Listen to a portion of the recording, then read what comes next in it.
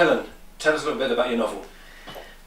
Pills and Shrooms is a romance between characters that would be vilified in other areas.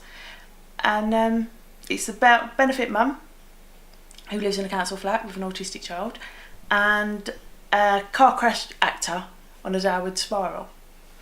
And so I wrote them a love story because in another book they would be villains. What motivated you? A lot of people say they've got a novel in them, and that probably guarantees they'll never write one, but what motivated you to make that leap to actually write the novel? I love reading romances, and I have read thousands of them, and I can't relate to them. There's nothing really... They're nice, but there's nothing there that I can relate to. And I was whining to my friend's mum, and she went, write one yourself.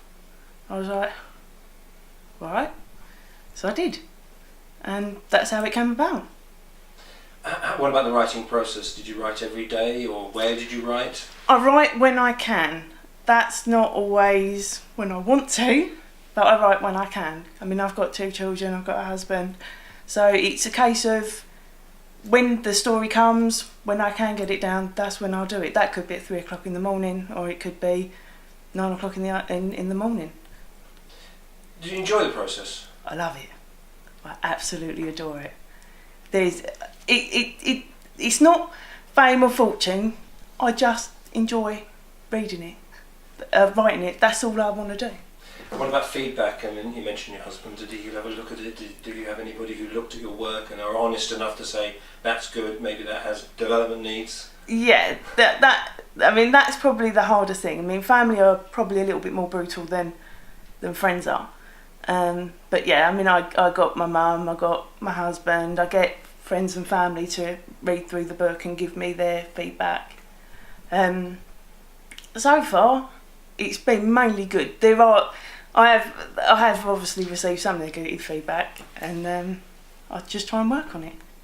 Writing, like anything, it takes practice. Now that you've finished that, though, are you continuing to write? Yes, yeah, and I always will. I just enjoy doing it, so I will continue to write whatever different character who's actually in the first one. So yeah, in my head I would like to do 4 of them, 4 short stories that are a collection, but I've also got other ideas as well that I'm working on. Is it a Thurrock novel? Is there a feeling that people would say Thurrock or Stanford La Hope, or is there a sense of place in it? There is, definitely. It's set in Grays, the characters from Grays. I think a lot of people reading it would recognise the places, and probably even the people. They'd probably be able to connect with the people that's in there. Does it have a sense of, are the characters likeable, or are they warm? How would you describe the characters? They're different. They're real. I think they're real. They are characters that, like I said, they could be your brother, you could be your sister, or a friend. They're people that you know. They're not necessarily perfect characters. They've got issues. But then we've all got issues.